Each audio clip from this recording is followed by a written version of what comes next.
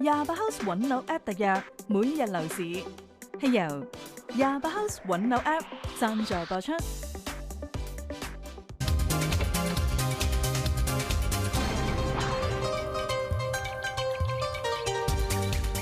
油尖旺新盤一個接一個，尖沙咀津悅以及如意兩盤對壘之際，位於旺角嘅影居銷售步伐亦都密鑼緊鼓。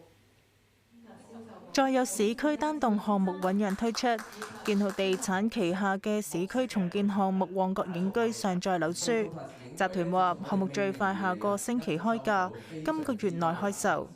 咁我哋會以市場西九龍啦或者近排一啲高鐵嘅概念盤嘅定價咧作為參考嘅。咁其實近排咧個市場都非常之熱鬧咁最近亦都係附近有盤咧係一炮沽清嘅，咁亦都係有好多大手嘅客啦。咁所以咧我哋亦都唔排除咧會為我哋嘅客人咧提供一啲大手折扣嘅。影居位於愛華街3號，預計今年10月底落成。根據樓書，項目供應122伙，或者係一房連書房間隔，標準單位面積338去到347尺，10個特色單位面積就由301去到347尺。市況向好，一啲貨尾項目亦都趁勢加快推售。入伙大約2年嘅屯門海和山部署短期內推售洋房。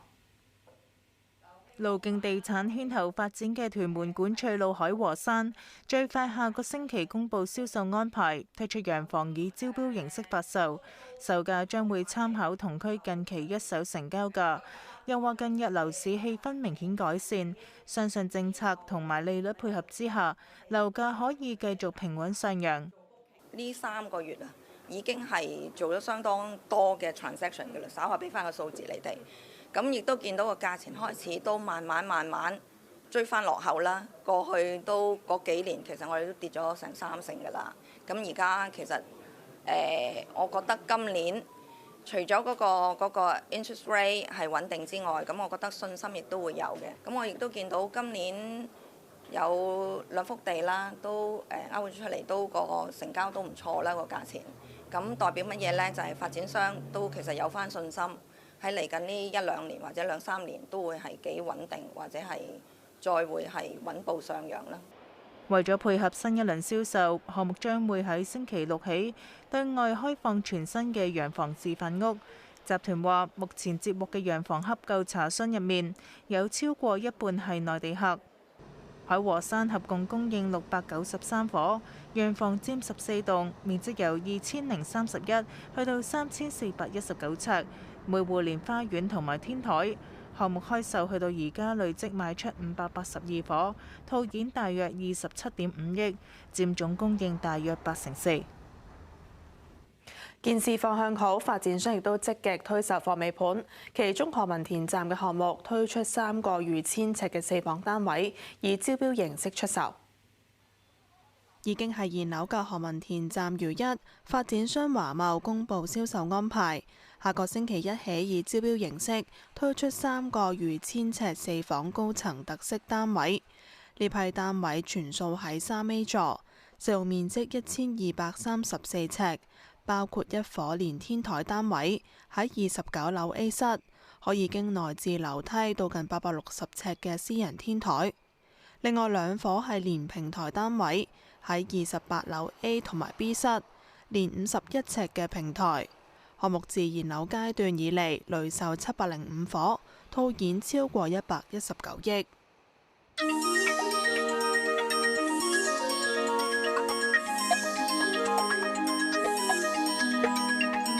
歡迎收睇焦點財經，我係李嘉文。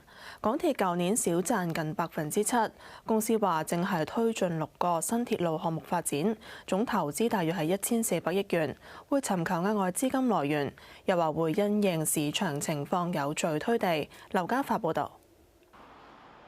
經常性業務利潤倒退，港鐵舊年少賺近7%，純利跌至146億7千萬，末期息維持8毫9。經常性業務利潤跌1%至56億5千萬，物業發展利潤升8%，有110億8千萬。投資物業公允價值虧損由前年嘅大約17億擴大至舊年嘅20億6千萬。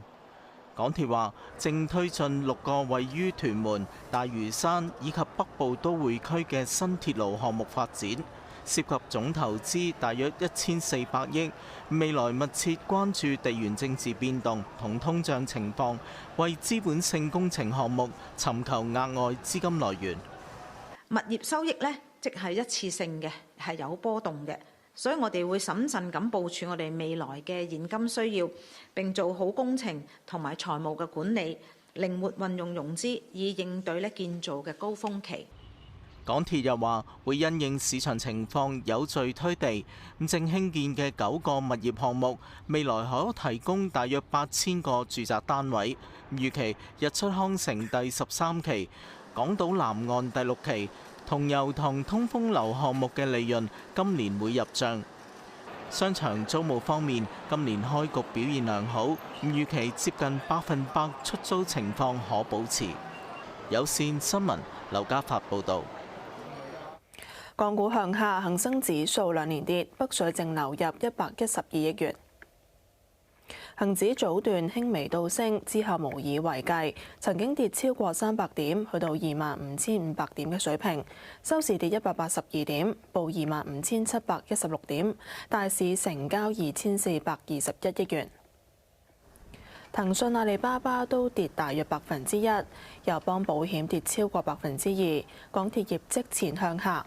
中午派成績表嘅九倉置業微升，不過太古地產跌1%。油價急升，煤炭或者成為替代能源，兗礦能源升8%，中煤能源亦都升近半成。另外，被證監同埋廉署搜查嘅國泰君安國際跌4%收市。廉政公署同證監會聯合行動，拘捕8個人，包括證券及對沖基金公司高層，涉嫌偷步獲取配股消息、沽空股票。劉家發報導。廉政公署同證監會喺星期2同星期3進行代號導火線嘅聯合行動，打擊內幕交易同貪污行為。廉署拘捕6男2女，年齡介乎35至60歲，包括2間持牌證券公司同1間持牌對沖基金公司高層同1名中間人。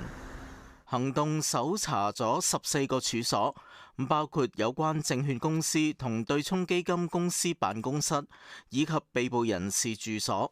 廉署話，有關證券公司同對沖基金公司高層係調查對象。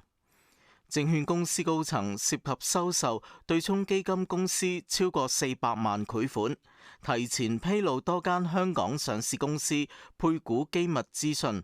對沖基金公司透過內幕消息對市場沽空相關股票，或訂立沽空互換合約，為對沖基金建立淡倉。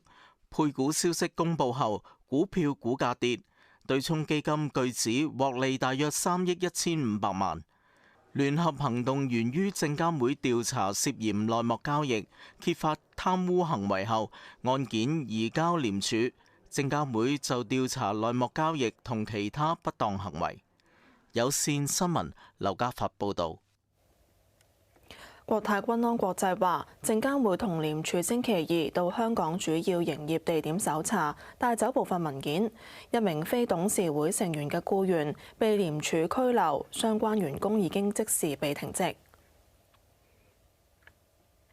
太古集團舊年少賺超過3成，但股息增派近2成，旗下太古地產虧損擴大。主席白德利話：中東局勢唔會影響集團嘅投資策略。麥嘉欣報導。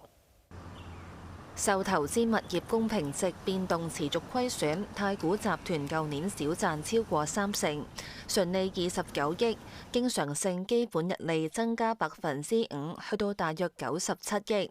太古 A 第2次中期息每股派2個半，太古 B 每股派5毫，分別增派近2成。主要3大業務方面，物業表現最好，基本溢利增長接近3成，航空都有超過1成嘅升幅。主席白德利話：中東局勢唔會影響集團嘅投資策略。The Middle East war will present a bit of uncertainty, but we take a very long-term view and we have no change to our long-term investment opportunities or plans, so we'll continue to take that approach. 旗下太古地產虧損擴大至15億，經常性基本日利下跌3%，第二次中期息增派半成，去到每股8毫。